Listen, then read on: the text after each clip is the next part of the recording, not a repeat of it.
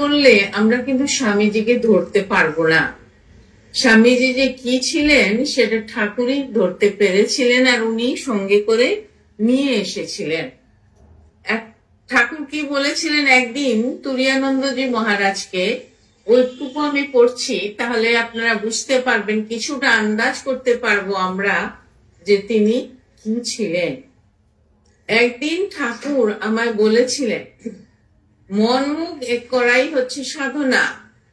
আমি তখন খুব শঙ্করের বেদান্ত চর্চা করছি। আমায় তিনি বললেন, ওরে জগৎ মিথ্যা, মুখে বললে কি হবে, ওই নরেন ও কথা বলতে পারে, ও যদি জগৎ মিথ্যা বলে জগৎটা মিথ্যা হয়ে যায়। ও যদি বলে কাটা গাছ নেই, কাটা গাছ নাই হয়ে যায়।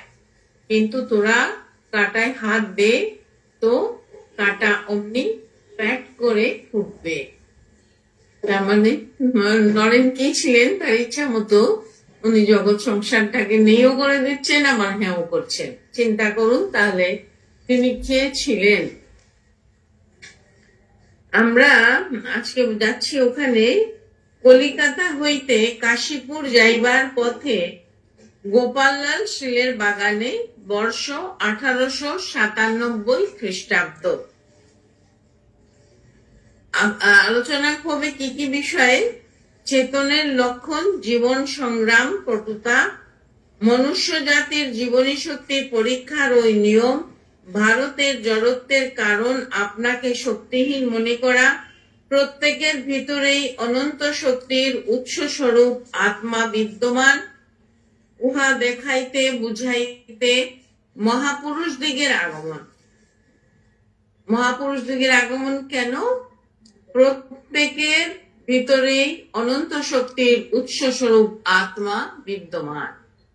ধর্ম অনুভূতির বিষয়, তীব্র ব্যাকুলতাই ধর্ম লাভের উপায়, বর্তমান যুগে গীতত্ব কর্মের আবশ্যকতা, গীতাকার শ্রীকৃষ্ণের পূজা চাই, রজগুণের উদ্দীপনা দেশে প্রয়োজন।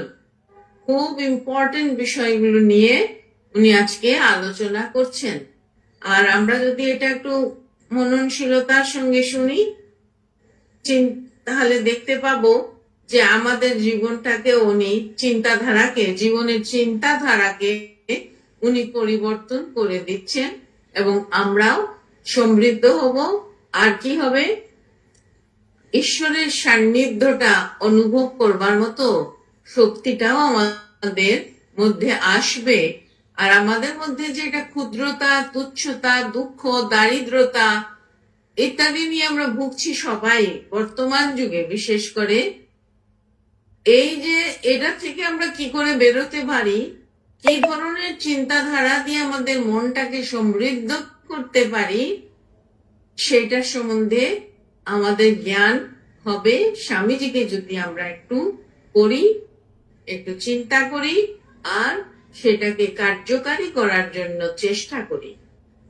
স্বামীজি অদ্য শ্রীযুক্ত গিরিশচন্দ্র ঘোষ মহাশয় বাটিতে মধ্যাহ্নে বিশ্রাম করিতেছেন। শিষ্য সেখানে আসিয়া প্রণাম করিয়া দেখিল স্বামীজি তখন গোপাললাল শীলের বাগান বাড়িতে যাইবার জন্য প্রস্তুত।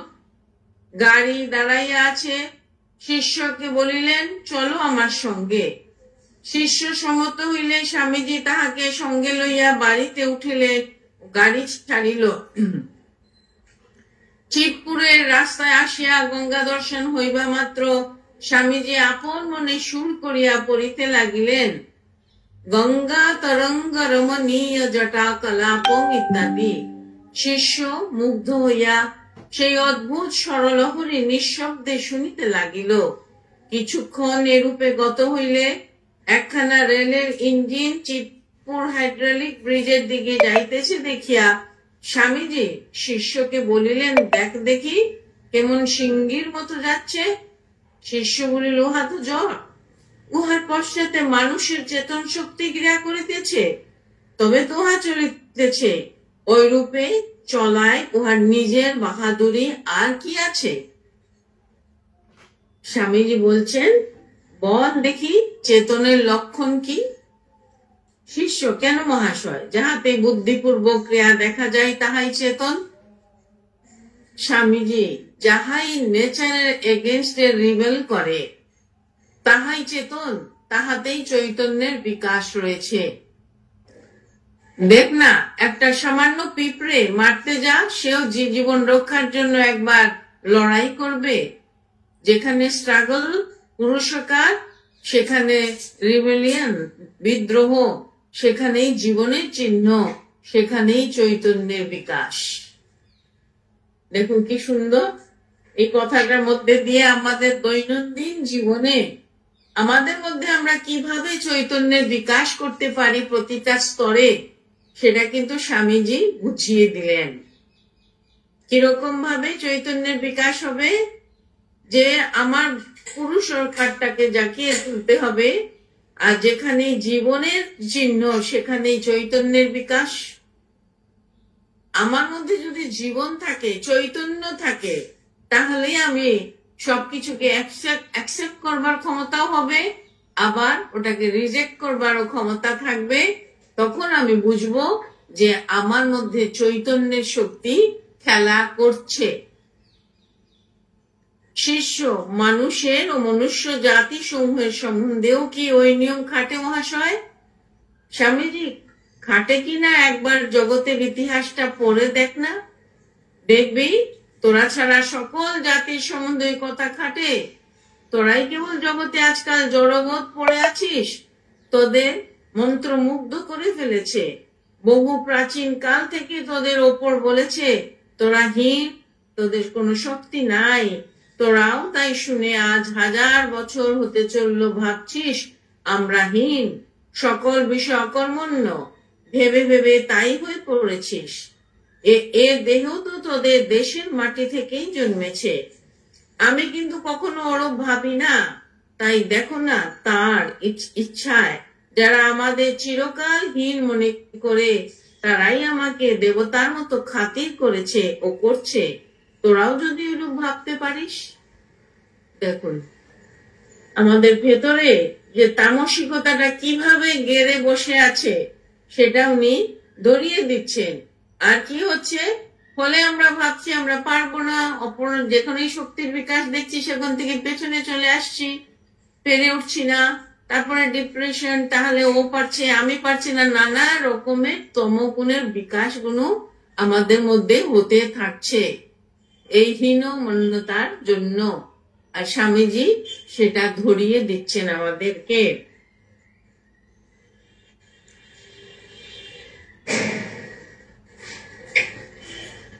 আবার এটাও, এই কথা উনি বলে দিলেন, তাই দেখ না, তার ঈশ্বরের ইচ্ছায় যারা আমাদের চিরকাল হীন মনে করে, তারাই আমাকে দেবতার মতো খাতির করেছে ও করছে, এখনো করছে। যারা আমাদেরকে দাস মনে করত, ওরা জানতো যে এই ভারতবাসী ওরা কিছু করতে পারে না, তারা একটা স্লেভ জাতি। আর সেইখানে সেই সময় স্বামীজি গেলেন, বললেন কি, ঈশ্বরের ইচ্ছায়, ঈশ্বরের উপর পুরো নির্ভরশীল হলে, সৎ জীবন যাপন করলে, সৎ চিন্তা করলে, সৎ জিনিস লাভের ব্যাকুলতা করলে মানুষের মধ্যে চৈতন্যের বিকাশ হয়। আর মানুষ কি করে? তখনই ধরতে পারে যে আমাকে কি করতে হবে, কোথায় আমার ভুল ত্রুটি, আর কিভাবে আমাকে এগিয়ে যেতে হবে। সেই জন্যই আমাদের স্বামীজিকে পড়া বিশেষ দরকার। শিষ্য ঐরূপ ভাবিবার শক্তি কোথায় মহাশয়? বাল্যকাল হইতে ওই কথা শোনায় ও বুঝাইয়া দেয় এমন শিক্ষক ও উপদেষ্টাই বা কোথায়? লেখাপড়া করা আজকাল কেবল চাকরি লাভের জন্য, এই কথাই আমরা সকলের নিকট হইতে শুনিয়াছি ও শিখিয়াছি। স্বামীজি, তাই তো আমরা এসেছি অন্যরূপ শেখাতে ও দেখাতে। কথাটার ইম্পর্টেন্স দেখুন, স্বামীজি কি বলছেন? তাই তো আমরা এসেছি অন্যরূপ শেখাতে ও দেখাতে। এই যে ঠাকুরমা স্বামীজি এসেছেন, তার কারণটা কি? আমরা যা আমাদের নিজেদের ভাবছি সেটা নয়। আমরাও ঈশ্বর, আমাদের মধ্যেও সেই শক্তি আছে। সেটাকে বোঝাবার, ধরাবার জন্যই যেন এই 3 জন একসঙ্গে হয়ে মানুষকে উদ্ধার করতে এসেছেন। তোরা আমাদের কাছ থেকে ওই তত্ত্ব শেখ, বোঝ, অনুভূতি কর। তারপর নগরে নগরে, গ্রামে গ্রামে, পল্লীতে পল্লীতে ওই ভাব ছড়িয়ে দে। সকলকে গিয়ে বল, ওঠো, জাগো, আর ঘুমিও না। সকল অভাব, সকল দুঃখ ঘুচাবার শক্তি তোমাদের নিজেদের ভিতর রয়েছে, একথা বিশ্বাস কর। তাহলেই ওই শক্তি জেগে উঠবে। ওই কথা সকলকে বল। সেই সঙ্গে সাদা কথায় বিজ্ঞান, দর্শন, ভূগোল, ইতিহাসের মূল কথাগুলি মাসের ভেতর ছড়িয়ে দে। আমি অবিবাহিত যুবকদের নিয়ে একটি সেন্টার, শিক্ষা কেন্দ্রের তৈরি করব। প্রথম তাদের শেখাবো, তারপর তাদের দিয়ে এই কাজ করাবো মতলব করেছি। যেটাই আমরা একটু আগে পড়লাম, সামনে বলছেন ও যদি বলে জগৎ আছে তো জগৎ আছে, আর ও যদি বলে জগৎ নেই তো জগৎ নেই। এতটা শক্তি ওনার ভেতরে রয়েছে। আর সেই তিনি কি বলছেন, তাদের শেখাবো, তারপর তাদের দিয়ে কাজ করার মতলব করেছি। তারপর যখন ঠিক করেছেন তাদেরকে দিয়ে উনি কাজ করাবেন। শিষ্য, কিন্তু মহাশয় ওইরূপ করা তো অনেক অর্থ সাপেক্ষ, টাকা কোথায় পাইবেন? স্বামীজি, তুই কি বলছিস? মানুষই তো টাকা করে, টাকায় মানুষ করে কথা কবে কোথায় শুনেছিস? তুই যদি মন মুখ এক করতে পারিস, কথায় ও কাজে এক হতে পারিস, তো জলের মতো টাকা আপনি আপনি তোর পায়ে এসে পড়বে। কি সুন্দর কথা! উপযুক্ত হলে টাকা আপনি আপনি আসবে। এটা উনি স্বামীজি শুনিয়ে গেলেন। টাকার জন্য ভাবতে হবে না, যদি উপযুক্ত হই, ঠিক ঠিক কাজ করতে পারি, টাকা আপনার থেকেই আসবে।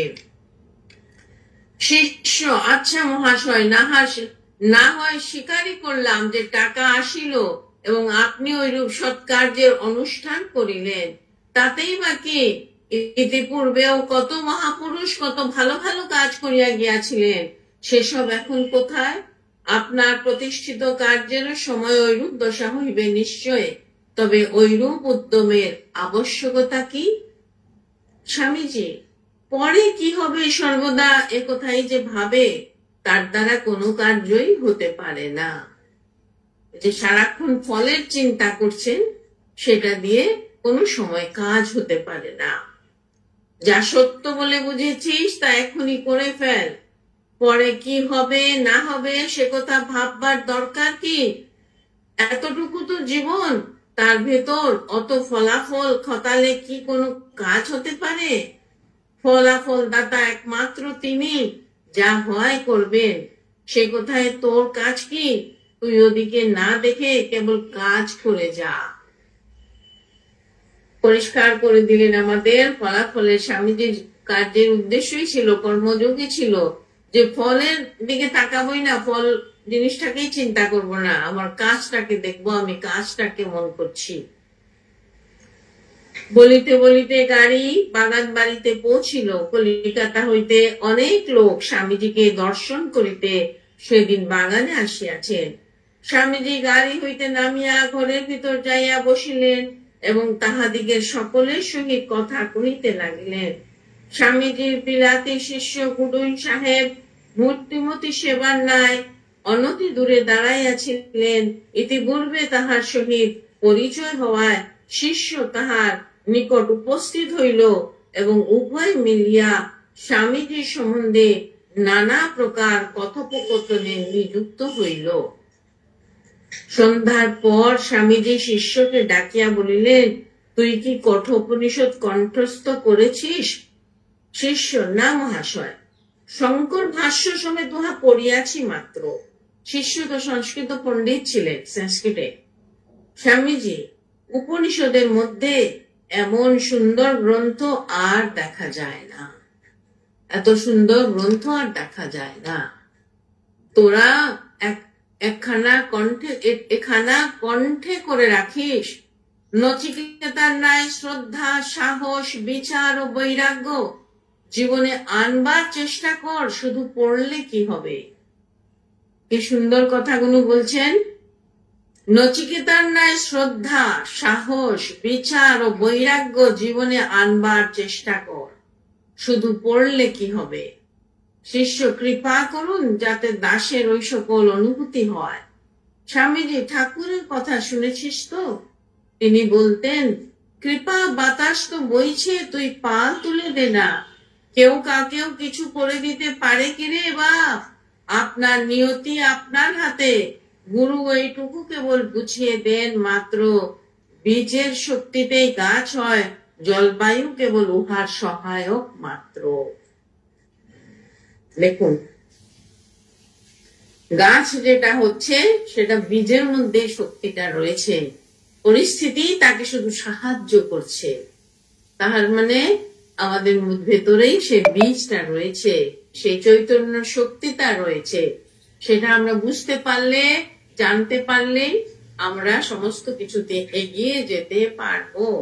চৈতন্য আছে তখনই আমরা ভয় পাবো না, আমরা কোনো কাজে পিছিয়ে যাব না, করব না, কোনো কাজটাকে ছোট মনে করব না। সমস্ত কিছুর মধ্যে দিয়ে আমরা একটা পরিপূর্ণ মানব তৈরি হতে পারবো। শিষ্য বাহিরের সহায়তার আবশ্যক আছে মহাশয়। স্বামীজি, তা আছে, তবে কি জানিস, ভেতরে পদার্থ না থাকলে শত সহায়তায় কিছু হয় না। তবে সকলেরই আত্মানুভূতির একটা সময় আসে, কারণ সকলেই ব্রহ্ম।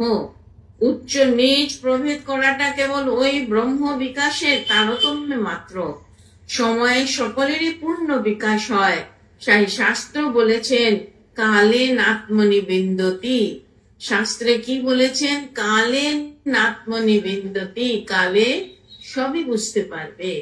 শিষ্য কবে আর ঐরূপ হবে মহাশয়? শাস্ত্র মুখে শুনি কত জন্ম আমরা অজ্ঞানতায় কাটিয়েছি। কবে আর ঐরূপ হবে মহাশয়? শাস্ত্র মুখে শুনি কত জন্ম আমরা অজ্ঞানতায় কাটিয়েছি। দেখেছেন তো, কাল যখন হবে, সময় যখন হবে, আমরা সব বুঝতে পারবো। আমাদের কি ধৈর্য ধরে অপেক্ষা করতে হবে, তবে গিয়ে আমরা যেটা চাইছি সেটা পরিপূর্ণ হবে। শিষ্য কবে আর ঐরূপ হবে মশাই? শাস্ত্র মুখে শুনি কত জন্ম আমরা অজ্ঞানতায় কাটাইয়াছি। স্বামীজি, ভয় কি? এবার যখন এখানে এসে পড়েছিস তখন এবারেই হয়ে যাবে। কত বড় আশ্বাস বাণী দিচ্ছেন। যখন তুমি এখানে এসে গেছো, ধরিয়ে দিচ্ছেন, তখন আর কি চিন্তা? তখন এবারেই হবে তোমার বিকাশ। মুক্তি, সমাধি এসব কেবল ব্রহ্ম প্রকাশের পথে প্রতিবন্ধকগুলি দূর করে দেওয়া মাত্র। আওয়াজ করবে না। সেই মেঘ সরিয়ে দেওয়া, তার সূর্যেরও প্রকাশ হওয়া, তখনই বিদ্যুতে হৃদয় গ্রন্থি ইত্যাদি অবস্থা হওয়া। যত পথ দেখছিস সবই এই পথে প্রতিবন্ধ দূর করতে উপদেশ দিচ্ছে। যে যেভাবে আত্মানুভব করেছে সে সেইভাবে উপদেশ দিয়ে গিয়েছে। উদ্দেশ্য সকলেরই কিন্তু আত্মজ্ঞান, আত্মদর্শন। ইহাতে সর্বজাতি সর্বজীবের সমান অধিকার, ইহাই সর্ববাদী সম্মত মত। এটাই সর্ববাদী সম্মত মত যে আত্মদর্শন, আত্মচিন্তা আর কি আত্মজ্ঞান লাভ করতে হবে। জীবনের উদ্দেশ্য কিন্তু সেইটাকে ধরে তবে আমার সমস্ত ক্ষেত্রে আমি এগিয়ে যাব। যদি আমি সেইটাকে আদর্শ ধরে আমি এগিয়ে যাই, তাহলে আমি দেখব আমার অন্যান্য সাহায্যগুলি আমার কাছে কিন্তু অনায়াসে একটা করে এসে যাবে। এটা শাস্ত্র আমাদের সব সময় বলছেন। শ্রীমদ্ ভাগবত গীতা তো কথাই নেই, শর্ট করে সমস্ত কিছু বলে দিয়েছে। কিন্তু আমরা কি করছি? শ্রীমদ্ ভাগবত গীতাকে প্রণাম করছি, রেখে দিচ্ছি, ফুল দিয়ে পুজো করছি। কিন্তু তার ভেতরে যে কত বড় জ্ঞানগুলো রয়েছে সেটাকে চিন্তা করি প্রতিদিন, তবে তো আমার মধ্যে সেই জ্ঞানটা অর্জন হবে, সেইটা আমি লাভ করব দিনের পর দিন। অভ্যাসেন তু কৌন্তেয় বৈরাগ্যেন চ গৃহ্যতে। পরিষ্কার কথা ভগবান শ্রীকৃষ্ণের মুখে। অভ্যাস, দিনের পর দিন অভ্যাস করতে হবে। আর বৈরাগ্য নিত্য বিচার।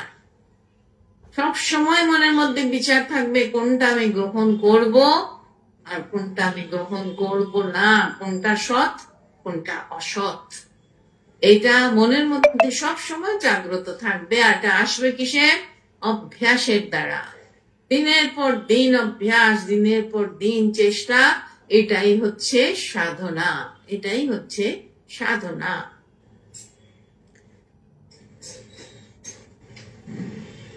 শিষ্য মহাশয়, শাস্ত্রের কথা যখন পড়ি বা শুনি, তখন আজও আত্মবস্তু প্রত্যক্ষ হইল না ভাবিয়া প্রাণ যেন ছটফট করে।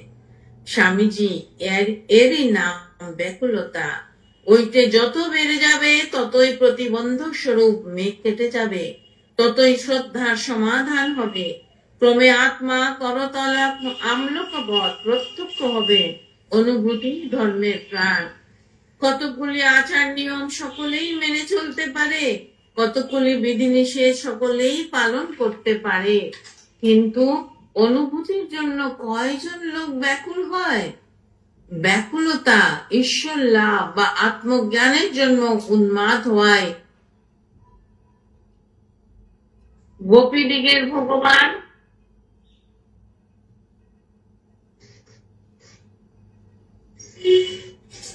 কৃষ্ণের জন্য যেমন উদ্দাম উন্মত্ততা ছিল, আত্মদর্শনের জন্য সেইরূপ ব্যাকুলতা চাই।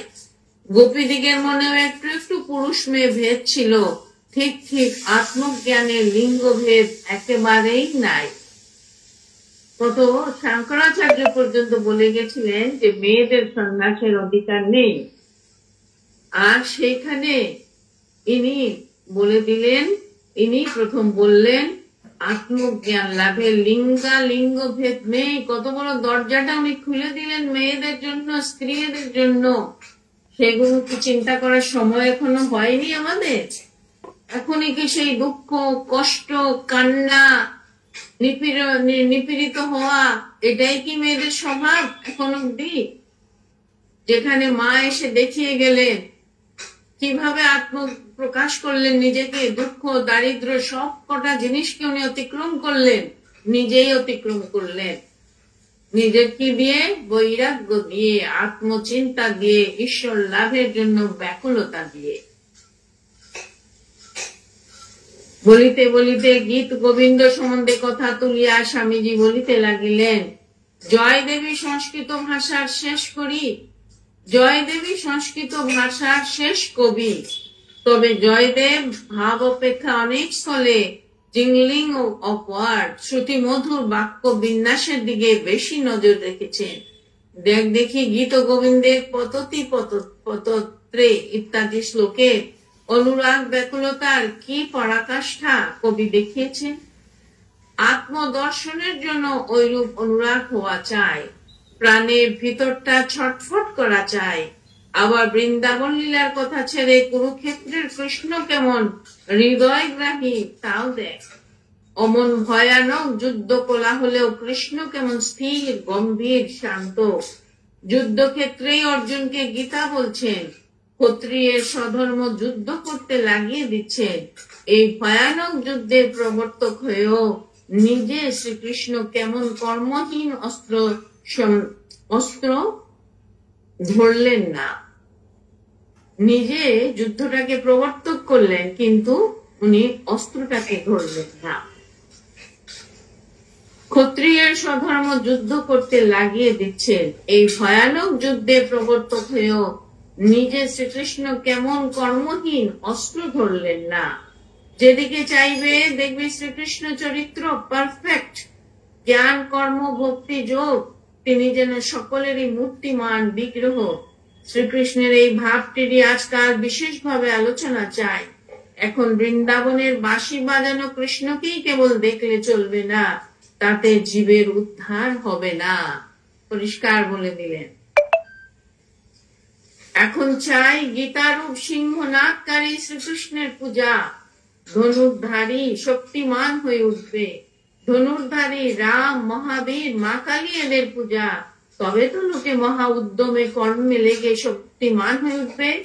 আমি বেশ করে বুঝে দেখেছি, এদেশে এখন যারা ধর্ম করে তাদের অনেকেই full of morality, cracked brain অথবা ফ্যানাটিক্স, মজ্জাগত দুর্বলতা, মস্তিষ্ক বিকার অথবা বিচার শূন্য উৎসাহ সম্পন্ন। মহারজগুণের উদ্দীপনা ভিন্ন। এখন তোদের না আছে ইহকাল, না আছে পরকাল।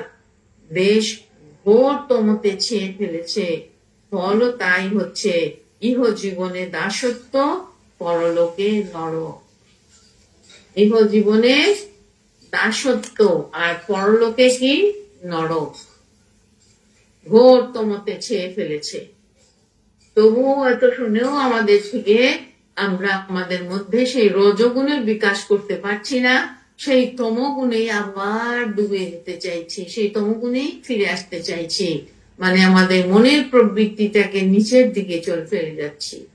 এটাকে যে উপরে উঠাবো সেই চেষ্টাটা আমাদের মধ্যে থেকে বিন্দু মাত্র নেই, চলে গেছে এত দিনের দাসত্বের ফলে। মা বলছেন, শ্রী শ্রী মা, জলের স্বভাবই সে নিচের দিকে পড়বে, মনের স্বভাবও তাই, সে নিচের দিকে নামবে। কিন্তু আমার নিজেকে কি করতে হবে? সেটাকে উপর দিকে তুলবার চেষ্টা অনবরত করে যেতে হবে। শিষ্য, পাশ্চাত্য শিষ্যদের রজভাব দেখিয়া আপনার কি আশা হয় তাহারা ক্রমে সাত্ত্বিক হইবে? স্বামীজি নিশ্চয়ই মহারজগুণ সম্পন্ন, তারা এখন ভোগের শেষ সীমায় উঠেছে, তাদের যোগ হবে না তো কি পেটের দায়ে লালায়িত তোদের হবে? তাদের উৎকৃষ্ট ভোগ দেখে আমার মেঘদূতের বিদ্যুৎতম ললিত বাসনা ইত্যাদি চিত্র মনে পড়ে। আর তোদের ভোগের ভেতর হচ্ছে কিনা স্যাঁতস্যাঁতে ঘরে ছেঁড়া কাঁথা, কোথায় শুয়ে বছরে বছরে ষোড়ের মতো বংশ বৃদ্ধি, ক্ষুধাতুর ভিক্ষুক দাসকুলের জন্ম দেওয়া। কি কি ভয়ঙ্কর কথাগুলো বলছেন। তাই বলছি, এখন মানুষকে রজগুণে উদ্দীপিত করে কর্ম প্রাণ করতে হবে। কর্ম কর্ম কর্ম। এখন নান্য পন্থা। সবাই তো কর্মর কথা ভুলে যায়, মানে যে ঠাকুরকে নম করলেই সব হয়ে গেল। বিদ্যতে অয়নায়, নান্য পন্থা বিদ্যতে অয়নায়, উহা ভিন্ন উদ্ধারের আর অন্য পথ নাই।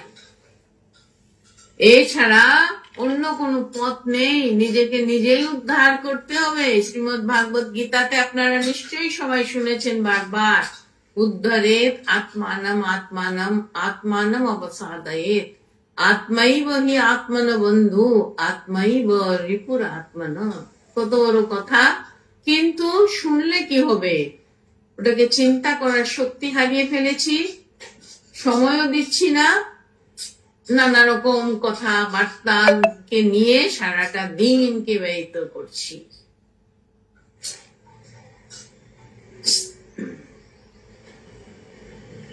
স্বামীজি, আচ্ছা শিষ্য মহাশয়, আমাদের পূর্বপুরুষগণ কি রজগুণ সম্পন্ন ছিলেন? স্বামীজি বলছেন, ছিলেন না? এই তো ইতিহাস বলছে তারা কত দেশে উপনিবেশ স্থাপন করেছেন। তিব্বত, চীন, সুমাত্রা, সুদূর জাপানে পর্যন্ত ধর্মপ্রচারক পাঠিয়েছেন। রজগুণের ভিতর দিয়ে না গেলে উন্নতি হবার জো আছে কি? কোথায় কোথায় রাত্রি আগত হইল। এমন সময় মিস মুলার আসিয়া পৌঁছিলেন। ইনি একজন ইংরেজ রমণী, স্বামীজির প্রতি বিশেষ শ্রদ্ধা সম্পন্ন। স্বামীজি শিষ্যকে ইহার সহিত পরিচয় করাইয়া দিলেন। অল্পক্ষণ বাক্যলাপের পরে মিস মুলার উপরে চলিয়া গেলেন। মানুষের মেয়ে তবু ধর্ম লাভের আশায় কোথায় এসে পড়েছে।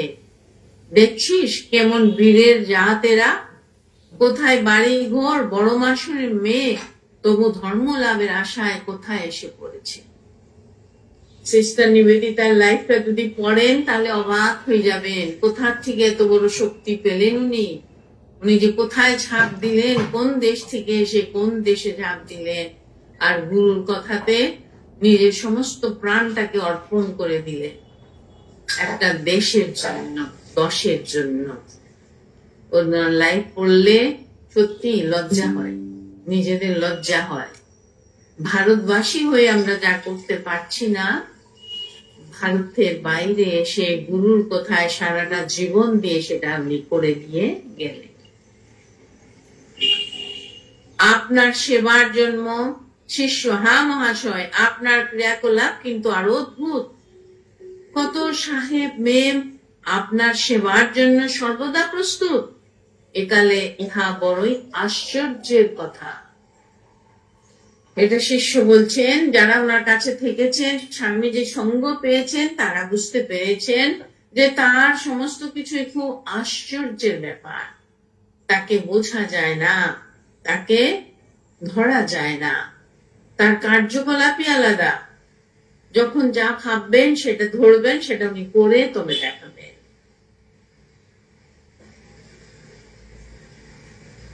স্বামীজি: আপনার শরীর দেখাইয়া শরীর যদি থাকে, তবে আরো কত দেখবি। উৎসাহী অনুরাগী কতকগুলি যুবক পেলে আমি দেশকে তোলপাড় করে দেব। আরো অনুরাগী ছেলে পেলে উনি দেশটাকে তোলপাড় করে দিতে পারেন। কোথায়? কিন্তু আমাদের কানে কি সেই আহ্বানটা পৌঁছাচ্ছে? আমরা তো নিজেদের ভোগ বিলাসের মধ্যে ডুবিয়ে রাখতেই ভালোবাসছি। আরো পাবো, আরো কত পাবো, আরো আরো আরো। কিন্তু এই আরো পাওয়ার পেছনটা পরে যে কি আসছে সেটার দিকে আর তাকাচ্ছি না, কিন্তু আরো চাই। এই যে ত্যাগের আদর্শ ভারতবর্ষের, সেটা ভুলে গেল বলেই ভারতবর্ষের পতন এসেছিল। আর ত্যাগটা কিরকম ত্যাগ? স্বার্থ ত্যাগ। নিজের স্বার্থ ত্যাগ করাটাই হচ্ছে ত্যাগ। জামা কাপড় বসন ভূষণ ত্যাগ নয়। নিজের চিন্তা, আমি আর আমার চিন্তা, আর কারোর চিন্তা নেই। এই চিন্তাটাকে ত্যাগ করাই হচ্ছে স্বার্থ ত্যাগ।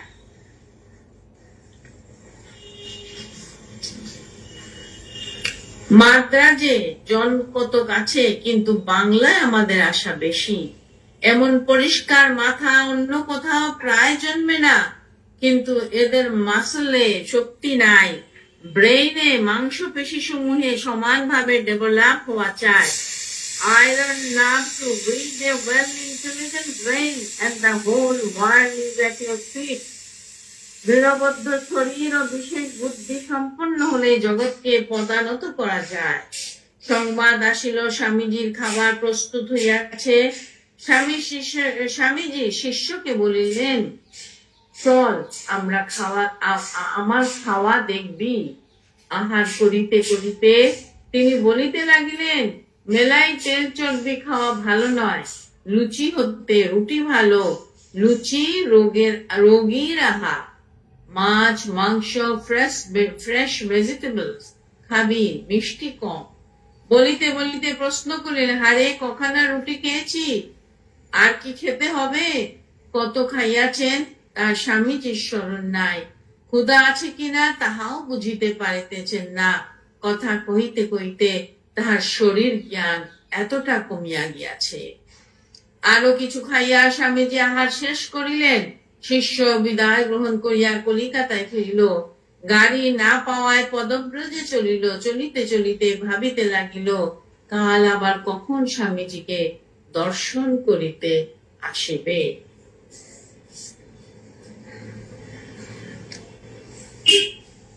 কিরকম স্বামীজির সঙ্গ? এটা তো এখন তো আমরা স্বামীজিকে এরকম সশরীরে পাবো না বলেই ওরা তো দলবল নিয়েই আসেন। সমস্ত জিনিসটাকে যেন প্রিজার্ভ করে যান। এই যুগটা যেন এই সমস্ত সম্পদটাকে গ্রহণ করতে পারে, নিতে পারে, শুনতে পারে, জানতে পারে। এইসব শুনবার পরেও কি মানুষের সেই ভোগের বাসনাটা যাবে না? সেটাই হচ্ছে কথা। কত ভোগ করবে মানুষ? এই যে ত্যাগের জীবন আমরা দেখছি, স্বামীজির জীবনটা রক্তপাত করছেন মেয়েদের জন্য মঠ হবে বলে। টাকা চাই, টাকা। উনি গ্রামে গ্রামে যাচ্ছেন, বিদেশে যাচ্ছেন, সবাইকে জাগাচ্ছেন, সবার মনের মধ্যে যাতে আত্মজ্ঞান লাভের ইচ্ছা হয় তার জন্য চেষ্টা করছেন। আবার এসে এখানে কার্যও করছেন, যাতে একটা প্রতিষ্ঠান উনি তৈরি করতে পারেন, যে প্রতিষ্ঠানটা ওদের তিনজনের ভাবধারাকে ধরে জগৎকে রক্ষা করবে, জগৎকে ভালো চিন্তা দেবে, জগতের উন্নতির দিকে নিয়ে যাবে জগৎকে। এই জন্য স্বামীজিকে পাওয়ার পরও আমরা যদি আমাদের সময়টা অযথা নষ্ট করি, তাহলে তো আমরা নিজেদেরই ধিক্কার দেব। আমাদের আরো এগিয়ে যেতে হবে, আরো শুনতে হবে, আরো নিজেরা পড়তে হবে, আরো আরো সবার মধ্যে সেটা প্রচার করতে হবে। প্রত্যেককে, শুধু একজন নয়, একজন মাতাজিকে ধরে হবে না, প্রত্যেকের মধ্যে এই জিনিসটাকে জাগিয়ে তুলে প্রত্যেকের সঙ্গে প্রত্যেকের সম্পর্কটাকে সেইভাবে করে এগিয়ে যেতে হবে। সিস্টার নিবেদিতা কি করে করলেন? একলা একলা, একাই তো করলেন সমস্ত জিনিসটা, শুধু গুরুর আশীর্বাদ মাথায় নিয়ে। কিন্তু কি প্রচন্ড বিপরীত পরিস্থিতিকে উনি সম্মুখীন হয়েছেন, ওই অসীম সাহস। তাহলে এটাই তো দেখিয়ে গেলেন। স্বামীজি বলছেন India shall ring with her. তাহলে এখনো কি ভারতবর্ষের মেয়েদের সেই সংবিধ আসবে না? India shall ring with her. ভারতীয় মেয়েরা তার সঙ্গে একভাবে চলবে, একমত, একরকম শক্তি অর্জন করবে, তাদের মধ্যে আত্মজ্ঞানে বিকাশ করবে। এটাই ছিল স্বামীজির উদ্দেশ্য, মেয়েদের জন্য কিছু করার উদ্দেশ্য। এখনো যদি ভারতীয় মেয়েরা সেই সব চিন্তা ভাবনা না করে, তাহলে ভারতীয় মেয়েদের কবে যে চিন্তা করবে আমরা জানি না, বলতে পারবো না। তারা শুধু পাশ্চাত্যকে অনুসরণ করে, অনুকরণ করে ভাবছে আমি একটা মহান কিছু হয়ে গেছি, আমি অনেক টাকা রোজগার করছি, আমি গাড়ি চালাচ্ছি, আমি ওয়েস্টার্নাইজ হয়েছি। এটাই জীবনের উদ্দেশ্য হয়ে গেছে ভারতীয় মেয়েদের। কিন্তু ভারতীয় মেয়েরা কি করবে? ভারতীয় মেয়েরা দেখাবে আত্মজ্ঞান কাকে বলে, অভি কি করে হওয়া যায়, ঈশ্বরের কাছে কি করে পৌঁছানো যায়, ত্যাগ কাকে বলে, নিঃস্বার্থপরতা কাকে বলে। এটা হচ্ছে ভারতীয় মেয়েদের ঐশ্বর্য। সেটা তারা জগৎকে কবে দেবে? স্বামীজি তার জন্য অপেক্ষা করে বসে আছে। জ্ঞান লাভ করবে তারা, জ্ঞান লাভ করে সেই জ্ঞানটা জায়গায় জায়গায় ছড়াবে, শুধু ভারত নয়, ভারতের বাইরে। এখনো যদি ভারতবর্ষের মেয়েরা এটা না জানে, না ফলো করে, তাহলে কবে করবে? আবার পাশ্চাত্যের প্রধানত হতে হবে। খালি কিসের জন্য? ভোগের জন্য, ভোগ লালসার জন্য আবার পাশ্চাত্যের প্রধানত হতে হবে। এবারে আপনারা কিছু বলুন, আমি তো অনেকক্ষণ বললাম। এবার আপনাদের শুনে কেমন লাগছে সেটা আমি শুনতে চাই। খালি অনলাইনে হলে এটাই আমার ভালো লাগে না, যে রিয়েকশন বুঝতে পারি না, সবাই কতটা চিন্তা করছেন, ভাবছেন কিনা। না হলে আমার পড়াটাই শুধু হয়ে পড়ছি আর পড়ছি। অপরের চিন্তাটা তো শুনতে হবে আমাকে, তারা কি ভাবছেন, কেমন লাগছে, ঠিক ঠিক কিনা, কি চিন্তা করছেন স্বামীজিকে নিয়ে। আপনারা একটু বলুন, কেউ কেউ বলুন, কেউ তো বলুন, সঙ্গমিত্রা দিয়ে বলুন না, আপনি শুরু করুন, তারপর অন্যরা বলবে।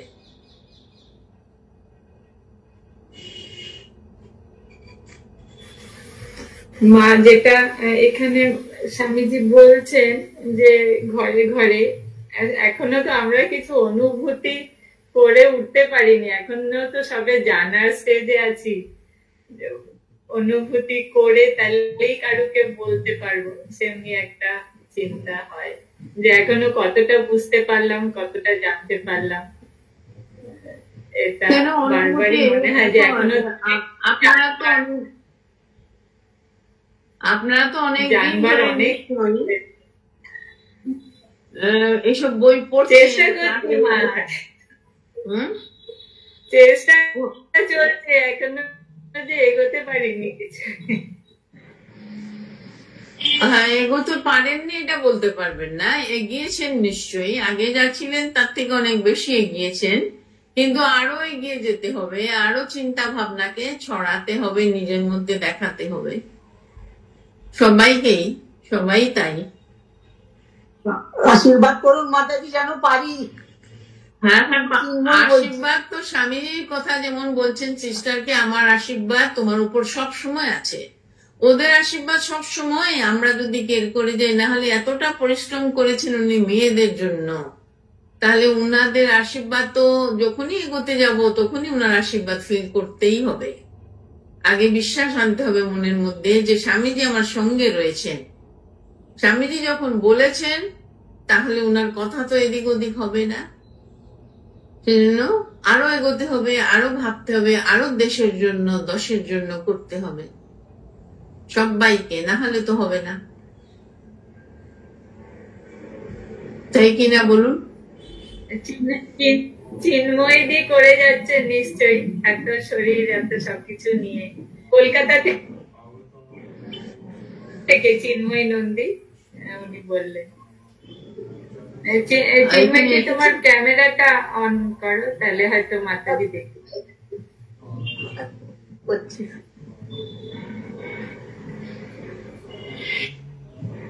আমার শরীরটাই খারাপ মাতাজি, শরীরটাই মেরে দিয়েছে আমাকে। ওহো, আপনি আমাকে চেনেন তো? হ্যাঁ হ্যাঁ, শরীরটা খারাপ হলেও আপনারা তো করছেন, চেষ্টা তো করে চলেছেন। চেষ্টা করছি, কিন্তু আরো আরো অনেক করতে পারতাম। শরীরটার জন্যই এখন একদম হয়ে গেছি, ভীতু হয়ে গেছি। হ্যাঁ ঠিক ঠিক। হুইল চেয়ার ছাড়া পারি না, ওয়াকার ছাড়া পারি না, কিছুই পারি না মাতাজি এখন। কিন্তু করেছেন তো, এতদিন তো করেছেন, অনেকটা তো করেছেন। এখন ওই অনলাইনে ক্লাসে বা 2-4টে ঠাকুর মাসে আমি কথা বলি, এছাড়া আর কিছু পারি না মাতাজি। আর পারি না না, ওইটুকু পারছি এটাই আমাকে দিয়ে করিয়ে নিচ্ছেন ঈশ্বর। ঈশ্বর আমাকে দিয়ে এটুকুই করিয়ে নিচ্ছেন, আগে তো করেছেন অনেক কিছু।